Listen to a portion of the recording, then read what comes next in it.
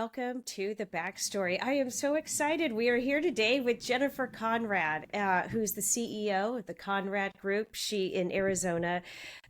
She is an entrepreneur and has in the past year. It's just your year anniversary is for the Conrad Group, your first year in business, budding media company, and an absolutely inspiring story. So, welcome, Jen, to the backstory. Well, thanks, Jennifer, for having me on the podcast. I'm excited to spend this time with you and kind of delve into my backstory, which I don't really go in depth into very much. So I'm excited.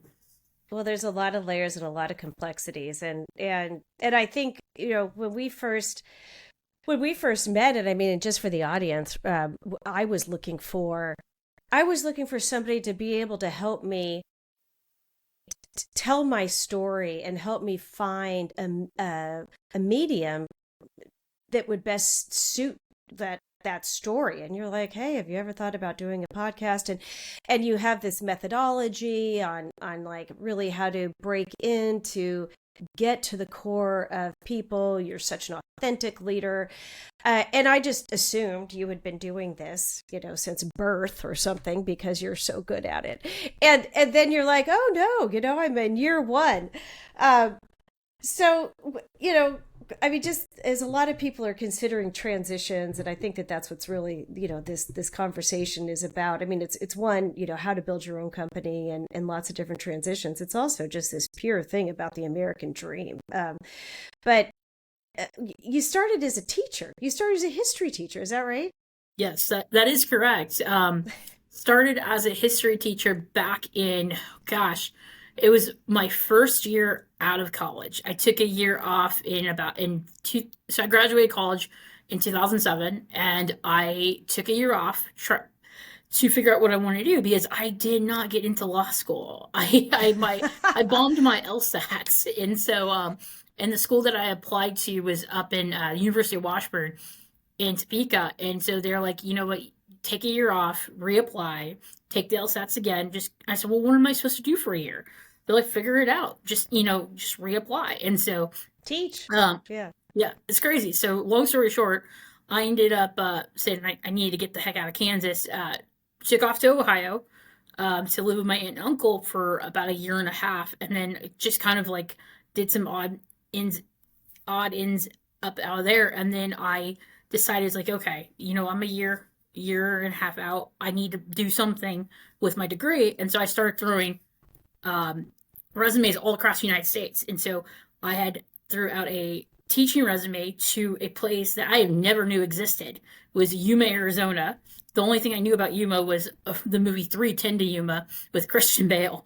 And I'd never been to Arizona. That was a good movie. Yeah. And so I ended up just throwing a resume out there, probably 4 weeks. It's back in Christmas of '08.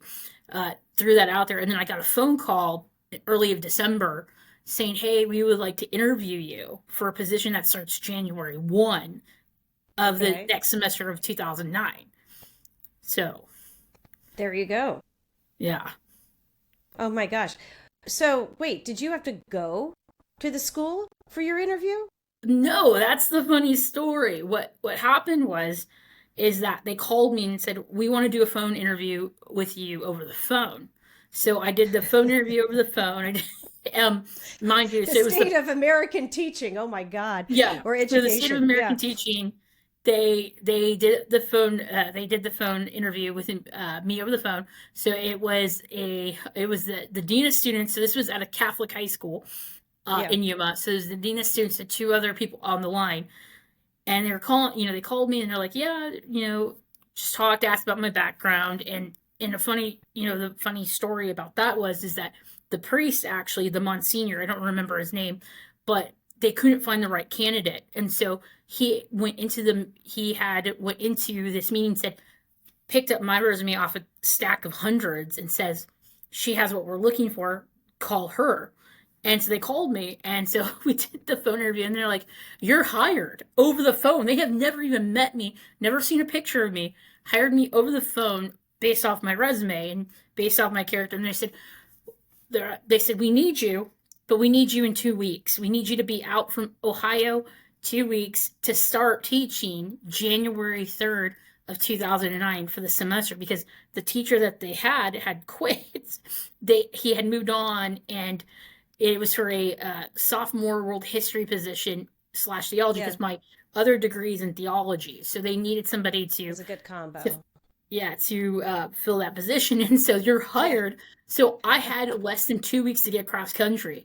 So I Oh had to my God. literally drive. My dad flew out from Kansas, drove halfway with me out there, and then I spent time with my family in Kansas. And then my best friend at the time was a just got ordained to, no, I think he was ordained a priest, not yet, but he was a seminarian in his like fourth year of college, and so he drove with me the rest of the way to Yuma, and that's kind of how it started. I met them the first day of school. Wow. Oh my God. I know, it's crazy. And it is crazy. And thus, budding lawyer turns into an educator. It's when we've talked before, and you were sharing with me just really about kind of your passion around working with at-risk youth. And how did you transition into, I mean, I don't want to say like why did you transition to that, but like how did you transition to that? Like to me, that's kind of that can be a bit of a contentious environment. I mean, here you are, you sort of you grew up Catholic. The Catholic school system, has welcomed you with open arms. I mean, and now you're like, oh wow, let me go into the hardest situation possible, or Well, maybe it's not like that. Maybe I'm putting words in your mouth, but if no, it would no, feel like that to me. it was the hardest situation possible. So after I moved to Arizona, they said, I was there for 6 months. So I was teaching these, Catholic school students, and I was actually having a really hard time connecting with some of them. A lot of them, it just had because it's all about connection. And so, and because some of these kids did not like change. So I was there for 6 months. And so they said, hey, first one in, you're the last one in, first one out, because were having budget issues. So I Oh, had picked up okay. my entire life to move down here, signed a year Oh yeah. apartment, lease, and so they're like, we're gonna let you go. We're not gonna they basically didn't say we're not gonna let you go, just not gonna renew that contract. And I said, that's fine. So I was like, I've got to, I'm gonna go back to Kansas. So what happened was, I was like, I'm gonna start throwing resumes out again. So I started throwing resumes. Well, what happened is I saw a school district down in Tucson, which was like maybe this was 300 miles from Yuma, and so I threw the Yeah. resume in there, and just I was I called my parents, like, hey, I need dad to fly back out here to drive back with me to Kansas, because this is what happened. And they're like, okay, well, we'll be there, and this was like in May, and Arizona, if people know, Arizona is freaking hot in June and July. So Yeah. and so what happened, and they're like, okay, here's the date. We'll come. My dad will fly out, and then we'll drive back. Well, during that time of the last week of school, I was just kind of throwing out resumes, trying to get a feel to where am I going to go? What's my next move? Where am I going to? You and I talk about pivoting. Well, how am I? Well, I'm going to pivot. And so I ended up throwing a resume out down in a school district down in Tucson. Well, this was 2 days after that they decided that they weren't going to renew the contract for the following year. They uh, I placed this resume, and I got a phone call that day after 20 minutes of throwing that resume out there and sending it. Hey, can you come down tomorrow for an interview for a position at our and it's a charter school. And so I don't know if you probably aware of charter schools, but they're very Yep. popular out here in Arizona. They're like, hey, can you come out here and interview for this position? I'm like, okay. Yeah, So sure.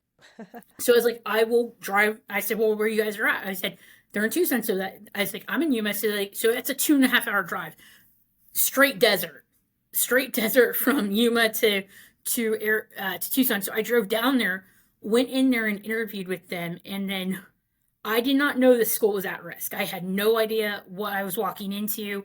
This school district, the charter schools were for at-risk youth. Walked in there and then was interviewing with them. They saw my resume, and the principal at the time, she looked at me and said, I have a good feeling about you. And she hired me 15 minutes into the interview. She's like, you're hired. And she's like, do you have all your paperwork? I said, yeah, I've got my, I've got all my transcripts, my fingerprint clearance card. She's like, we're doing this now. She's like, you're hired, sign your contract, and you're done. I'm like, what Wow. the heck? And so that's Oh where I my got God. into. So here you are working with at-risk youth. That is such a different that is such a different situation because you're right when I think about high school, the emphasis was get the best grades you can. Doesn't matter if you like your teachers or if you don't like your teachers. Nobody cares. You just have to do the absolute best that you can because you must get into the best school possible, right? Best college, best university Yeah, possible. And it almost wasn't really about, but that's not even maybe what highly or, at risk youth are thinking about. It could be, but you're there in a totally different capacity.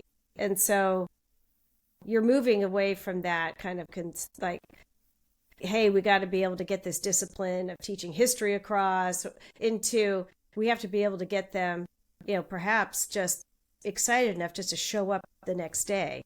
yeah. Is the and yeah. So what is one of the hardest things you learned in that environment? And I ask this because you're very successful as a teacher and you were on this track, for administration and beyond, and then you kind of, you decided to pivot after a couple of years into marketing. But like you're a storyteller at heart. But I mean, what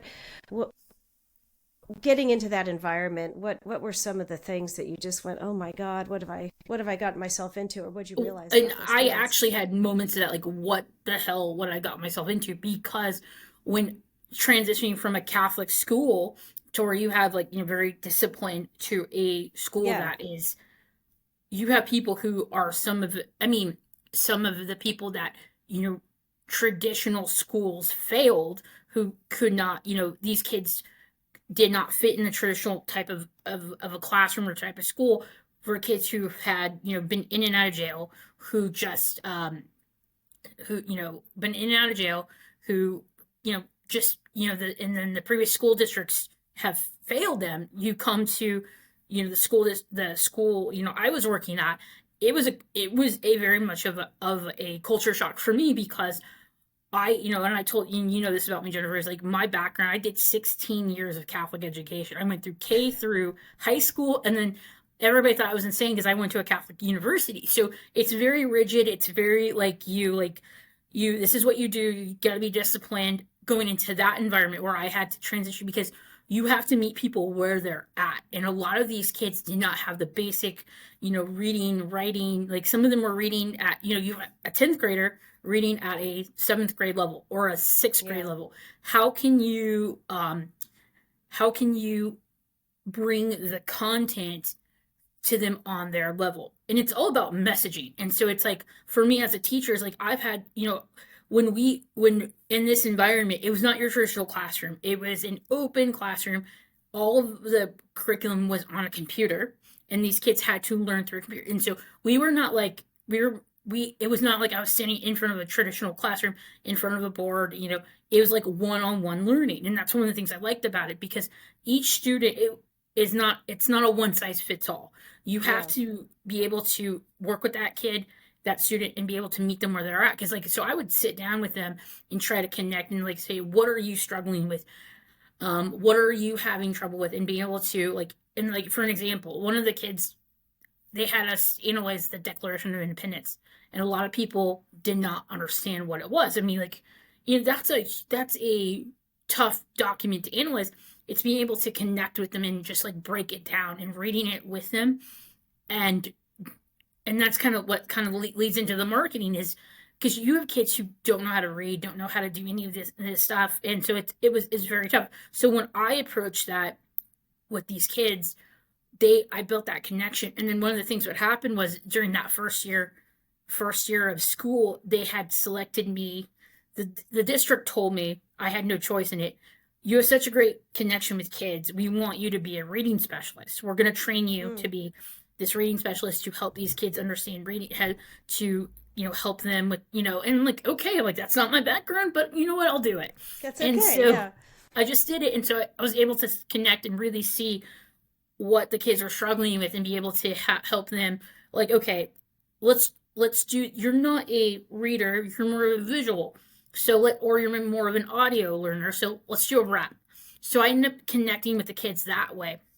And so you just had to go, because every kid was different. And then the one thing about what difficult was the school, that the kids could come and go as they please. Sometimes they would unenroll. It was an all year open enrollment. So Oh, wow.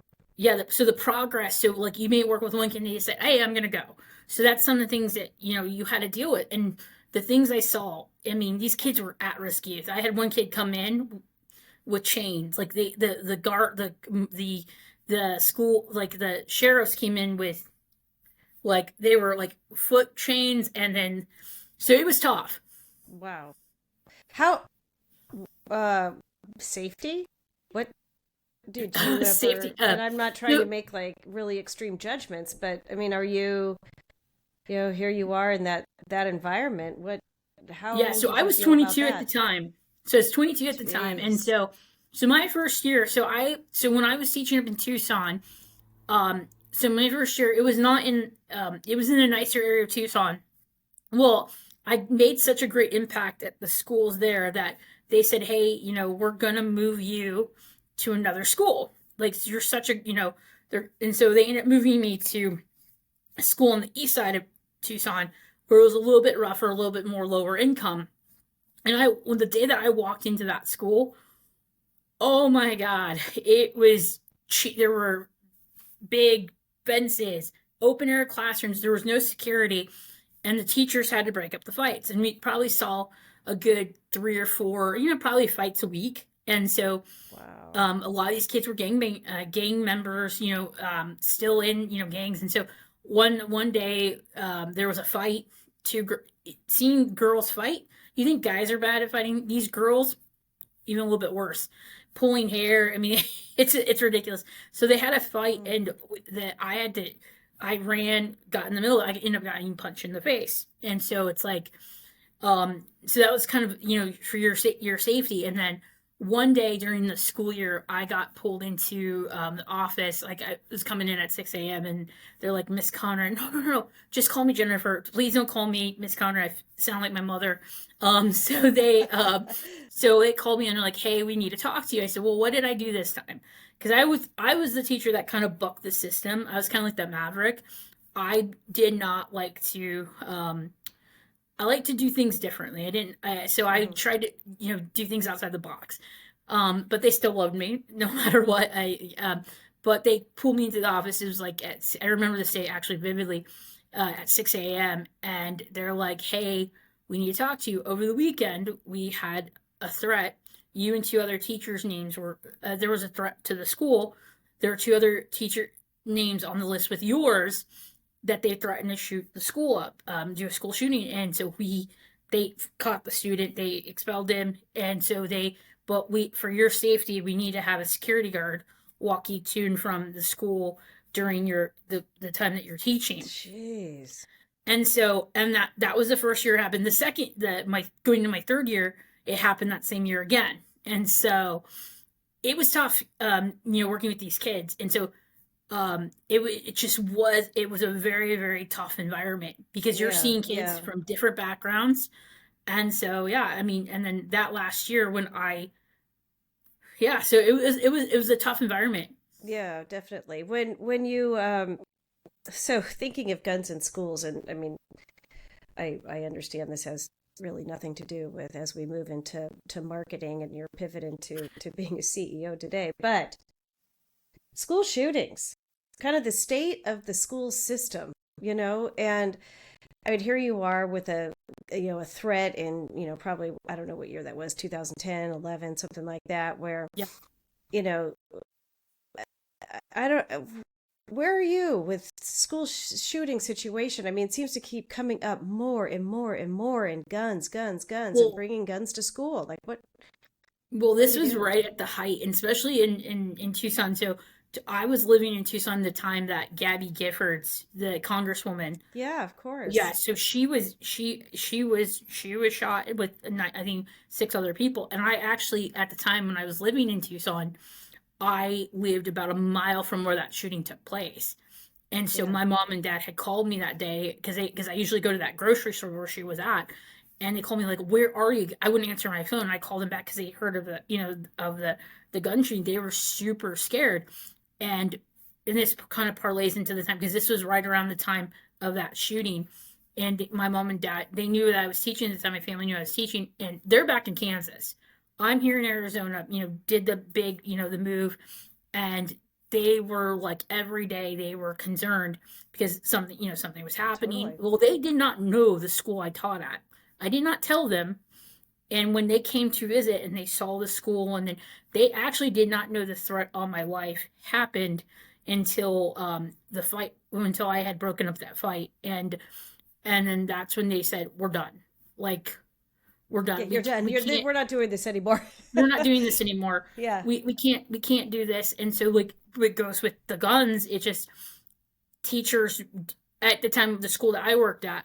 This was like, God, maybe what, because I left teaching in 2016, so this was uh eight, like over a decade ago. But there was not a big emphasis on safety because we had no safety. The teachers had to break up the fights, and so or we Yeah. call the police. And so I think with guns, I think it's getting a little bit scarier. And so I mean, you know, Well, and it's like, hey, and God, of course, we're going to hear from the audience, and I know a lot of people are pro pro guns, not pro guns, like all of the above, but I do. There has to be a connection. I believe deeply that there's a connection that if guns are available in your house, readily available, and whatever is going on that you feel the need to bring it to school, it would just be so much harder if there were stricter gun laws. I also know that there's a lot of, just illegal guns too out there in the streets, and that's, it's like, that's, what can you do about that? There's no gun registration for that as well. But um I mean, to feel that you are having a well, gun threat on your life is just absolutely well, insane when when you want to be a teacher. That probably is yeah, that time where you're like, I'm out of here. yeah, Yeah. and I think with Yeah. and I think one of the conversations that needs to be had is what is going on with the schools with the kids, because a lot of these kids, they struggle. A lot of them Yeah. struggle to be seen, and a lot of them struggle to be heard. And I think with teachers, I think it says a lot about empowering your students, being able to build those relationships and being able to really connect on a deeper level to see and hear what's going on with these kids. And so and one of the things that kind of I made it my mission was to really kind of like just hear and listen Hmm. to my students and hear about their stories and about their struggles. And some of those things I could relate to because growing up as a kid, my family did not have a lot of money. My family, I came from a very um I wouldn't say poor, but very, we live, we weren't wealthy, but my family, made it happen for, me to go to, stuff like that. But same story, same struggles, and I can relate to a lot of the kids. And so a lot of them just wanted to be seen or heard, and just hearing. I mean, I can tell you, Jennifer, how many conversations and stories I've heard about these kids have the trouble they didn't want, they didn't feel safe at home, or they didn't have money Yeah. for this or that, and be able to, talk with them and really try, and the safety they felt was at school. And so, but when you have people who are not in that situation, that don't have that safety, or don't have that relationship with a person that they can talk to, they go that unseen and heard. Then that leads to, like, they don't feel cared about, and they you know Oh decide God, that they're going to shoot up a completely. school. I mean, I don't know. I mean, No, that's what it's needs to true. happen to Or teach you. yeah, thank you for sharing that because, right, unseen, unheard, unloved, and then, well, where do we find that?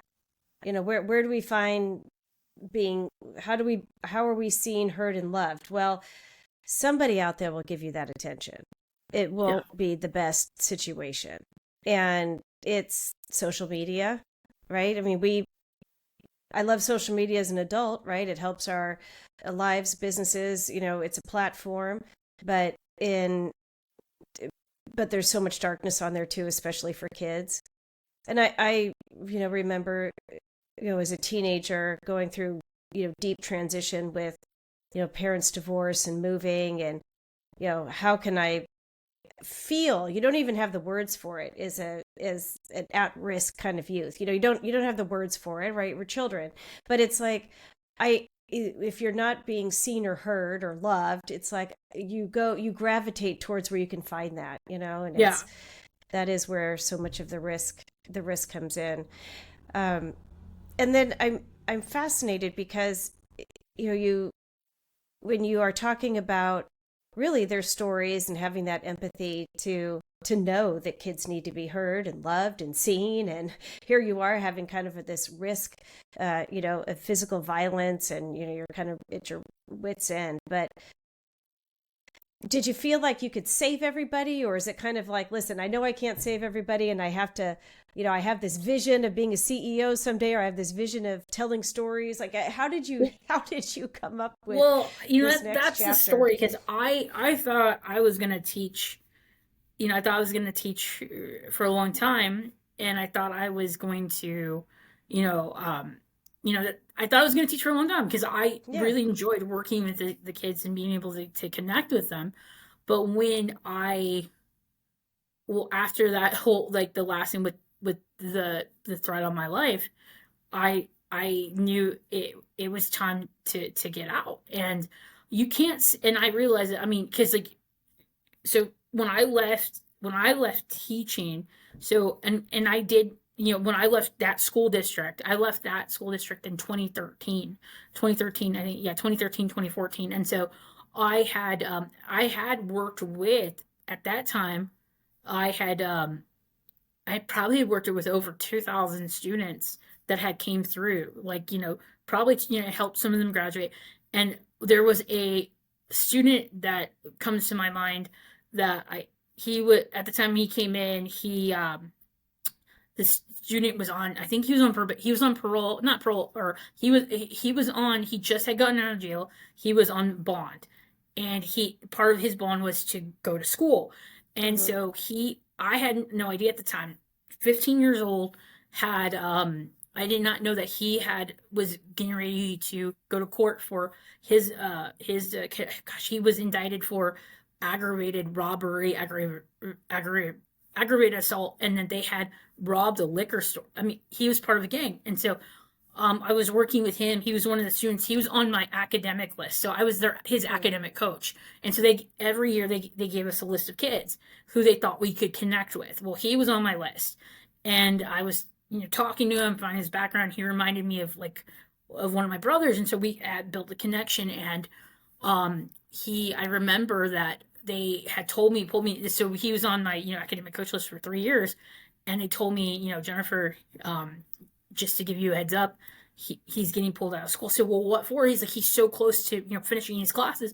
Yeah, he's like, hey, he went to court, and his conviction, they had convicted him guilty, and he was being sent to prison for 10 Oh my years for God. aggravated robbery. And I was like, I thought I could, get to him, like, and that's where they told me, like, Jennifer, you can't save everybody. You Yeah. can't. And that took it to heart for me. It's like, my gosh, she's like, how invested I'm in these kids. And I realized it's like, you can't save them all as much as you want to, but you can be Mm. an example Yeah. by leading with that. Yeah. Oh God, it's so heartfelt. Yeah. Jeez. And when you decided to leave, and I know that you worked, you had your first kind of entree into corporate America, going into marketing and storytelling, um, and and that kind of set you up for what you're doing now. But how? I mean, I think just that transition actually from marketing to having that confidence, or what, like when we met and you said, hey, I'm starting a media company, and it's like, I know I can do this. And I just thought, well, great. And this girl's amazing. And And it's true. I mean, but how did you go from, what were some of the lessons you learned in transitioning to your own business? Oh, lessons learned. Well, if I can deal with kids punching my face, or I can deal with breaking up fights, I shouldn't or laugh at deal that. with, and I think that's the lesson, because everybody, I mean, and that's the question. When I left in 2013, I took Hmm. a job with the Diocese of Phoenix, and I was a youth minister. So and I still was working with with kids, but I was going back to the rich kids to a big parish in Scottsdale. And what happened was is that it and I think working with students, you're gonna take a lot of skills into corporate America, into like, and the skills that I've learned as from teaching, I put in when I transitioned into corporate America. And so like, and I can talk a little bit about like how when I left teaching and I went to, so there was like a little bit of a year before I went into marketing, is I would, a year or Oh, two, it was okay. like a year or two that I was a youth minister, and I went back into teaching because I had issue, so I can tell that briefly. It's just that when I went into youth, working at this church, this is where the foundation of the marketing started to come up, Yeah. is that I had worked with this church. They had about 150 kids in their youth ministry program. What happened was it dwindled, and that kind of lit a fire in me. It's like, well, why are they dwindling? Why are they losing numbers? So I dove into the numbers. I dove into the history. I started talking. I actually told them when I took the job, I was like, give me a list of everybody who's been in your youth ministry for any any of the kids that have been in this program from 9 through 12. So that was my target audience. I had Yeah, no idea I was data, doing data, this at the time. data. The data doesn't Yeah, data. lie. I had no idea I Exactly. was doing this. So I Right. picked up the phone and I made a commitment, and I called in 3 months. I called every single kid and their parents that was on that list, within that targeted age range from junior high to high school, and called, why were you leaving? Why were you leaving? And this is my personal invitation. They're, again, building that relationship, Yeah. talking to them, and then finding out. And then what happened was, one of the parents of the kids in the youth ministry program, he liked me. I don't know why. He told me, he's like, my son loves you to death, and he wants me to get involved. And this guy, didn't know at the time, he owned his own branding agency, his own Mm. branding creative agency, and that was my first taste into branding.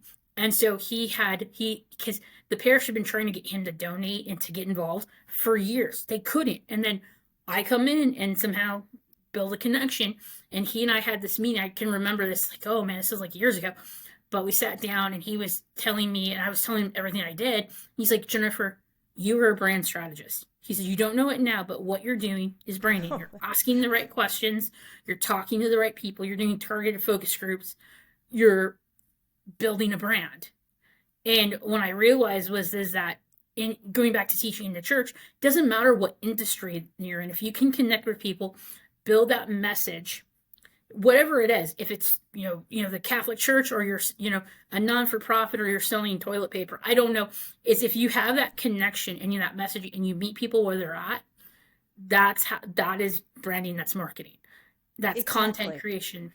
And so, It is. And yeah, listening. Oh my God. listening, because Believe what people are saying that they need, want, what's yeah. going on. And Hmm. I always tell people, one of my most powerful superpowers is the power of listening.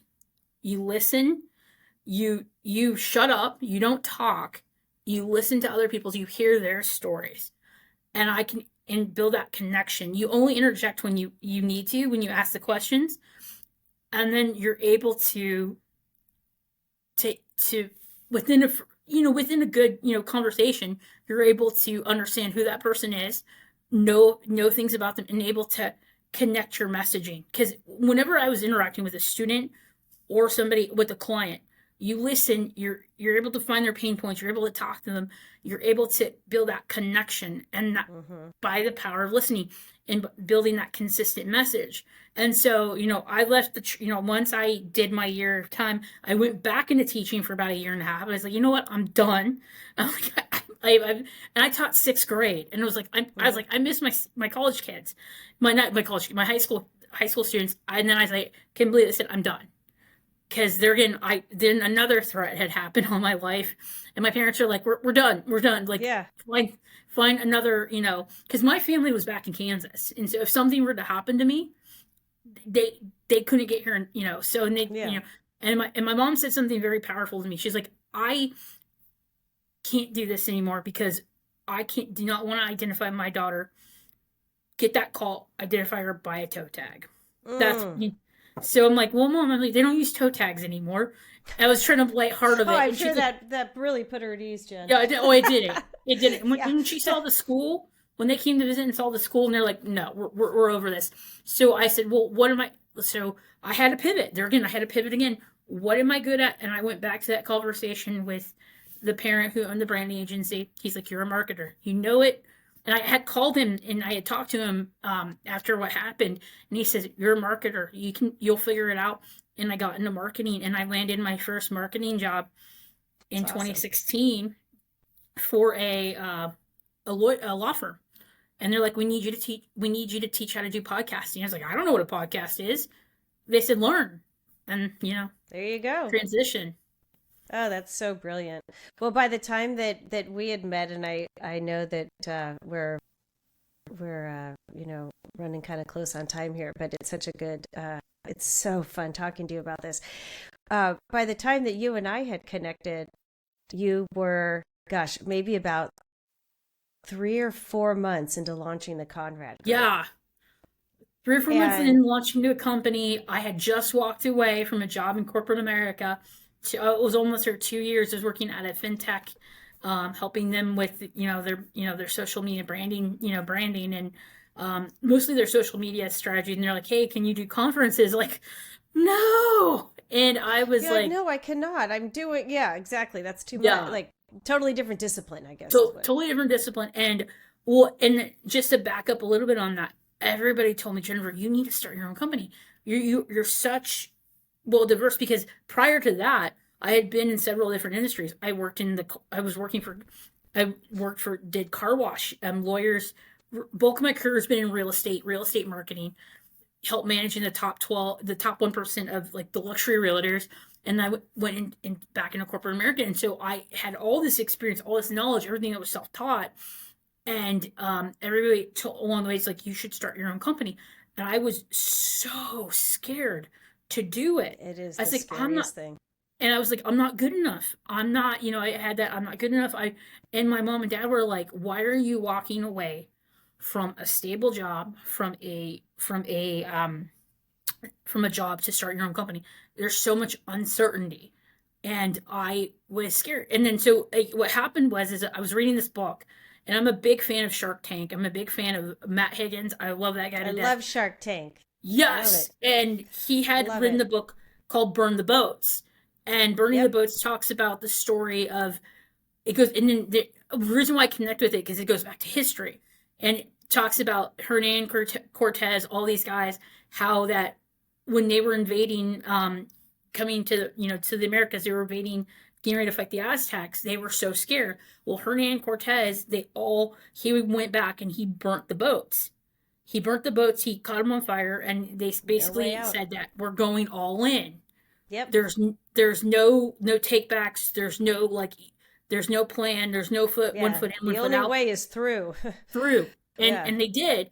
And he wrote that book. And then when I read that book, I was like, oh my gosh, I can't have a backup plan, because I was told you have to have a backup plan, have a job. But every time I had that job, I was 1 foot in, 1 foot out. It's like, and someone told me this, Jennifer, you need to put up or shut up. Either stop complaining about building a company and go all in. And I said, okay, I'm going to do it. We'll figure out what's going to happen. Did Yeah. not have a backup plan, did not have a job. I was like, you know what? I gave my 4 weeks notice. I said, I'm done. And I walked away. It's And Jen, I mean, the other thing too, you got to be careful from whom you ask advice, because like that what you were saying just about your parents and saying, "Oh my God, you can't leave a stable job," and there's just been so many times where that's their perspective. And a stable job is great, but maybe that's coming from a place of fear. And you know, maybe a stable job is something you're really going to be excited about when that's another stage of your life. But it's not when you have that kind of burning desire to launch something, you know, you have to sort of have a good filter for advice, when it's coming in. Wow. Okay. So, Conrad Group, what are you? What do you do? Like, help me understand. Okay, so the Conrad Group, it's based on my experience as a teacher. Yeah. I really, really, when I meet with people, when I talk with people, I really try to listen, because listening is powerful. And as a historian, as a historically trained, get this, I wasn't a certified teacher. I became certified, but I was I had a background as a historian. That's what they wanted. And so Yeah. what we're trained to do is we're trained to listen. We're trained to ask the questions and pull information and be able to consistent and message it. And so I tell people storytelling is such important. Your authenticity and transparency, you have to be key, because you can't if you want to tell a powerful story, it has to be authentic and it has to be transparent. And so those two go Yes. together. It And has to be authentic. It has to be transparent. Um, it needs to be it has to be relevant in terms of where it's grounded. And the only reason why I'm having this reaction is that, I mean, I work in software, is my full-time world. And telling the story of software can be thoroughly numbing, mind numbing to customers, to clients. yeah, But as it relates to their business and how it helps them, okay, fine. Now you've got that, that's an interesting story. How you're going to help their business, great. And the only way you get there is through the deepest of listening, which is which is what you're yeah. talking about. And it's so powerful to listen to other people's stories. And so what happens is we're able to help you, and that's the story of the Conrad Group. And that's the tagline. That's the one thing that we set the standard for telling stories that matter, because at the end of the day, it's the human experience. People want to work with people who are human, who have that, who have Yeah. that compassion. And that's the thing too. It's like I always tell people, my clients, what are your core values? How do your core values line up with your business? Because your business is an extension of you. Your brand is what's going to drive people to the business. And we've been a year in business. We're at 10 clients right now, and we're growing rapidly. It's And amazing. yeah, and everyone's like, how do you get your clients? I said, well, one is like, I will never sell you something on that you don't need. I don't go into a client meeting or to a conversation with somebody on the intent of selling. It's just to listen and to, Right. build those relationships and Build provide trust. that value. And what Right. Because happens then is you're just, a real partner, yeah, and like one of my favorite CEOs, Bill McDermott, he always says trust is won in drops and lost in buckets, right? yeah, And that's how it works with your clients too. I mean, yeah. it's, And you have to just be with them every step of the way. it's the trust, and I think trust Yep. is the essence of everything. And I like I said, I don't come off at my company, or my branding media company, it doesn't come off as we're gonna oversell you or undersell you. We it's a partnership. It's a partnership. Agreed. I'm gonna listen. I'm gonna help you, or I'm gonna be honest. I'm gonna be honest and direct of what we can do. And I'm gonna help you. And that's what's bringing people in, is the people want to do business, with experience. And so I like, we take your stories and we tell them in the way that connects with your audience. And I think that's what we do well. And I mean, you've seen our work, Jennifer. I mean, Yeah. it's what we That's do why you're on very, the very show. well. Yeah. And like It's like so I said, good. it's just building those relationships, because I don't go out seeking people. People come, it's just through Yeah. the connections people that I met. And I think one of the great things is about me is what you see is what you get. It's because I don't do this. Yes, I want to make money. But at the end of the day, I want to help people tell their stories, and then the money Yeah. will come. And so, Yeah. Definitely. Well, Jennifer, this has been an incredible conversation. Something at the end of every session that I try to do. Can I just do like a quick three little question lightning round with you? yeah, sure, let's go for it. What's your superpower?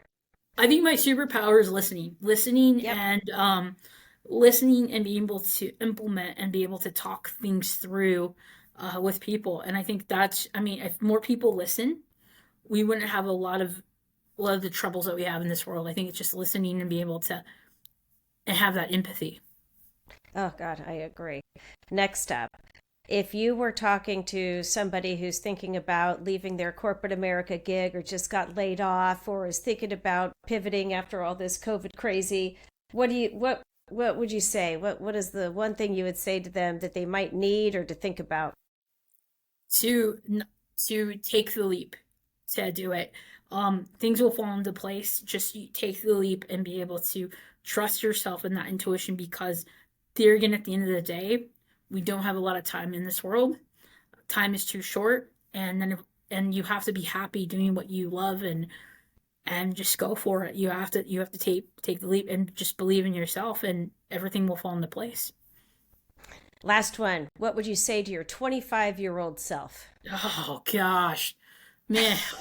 25-year-old self is Yeah. that I would tell myself is like, hey, don't sweat the big stuff. Don't sweat the Yeah. small stuff. Is that everything is going to be okay. Just believe in you and just you're gonna make it through. Because when I was 25, I was like, didn't think I was gonna make it, but now looking at what I've accomplished, I mean, holy crap, Yeah. it's insane. It's just believe in yourself and trust in you, and that's all that matters. Oh, beautiful. Well, Jennifer, thank you so much for joining. I it is truly just a pleasure to know you and to experience working with you. So thank you so much. Well, thank you for giving me the opportunity to help tell your story. Take care. Take care.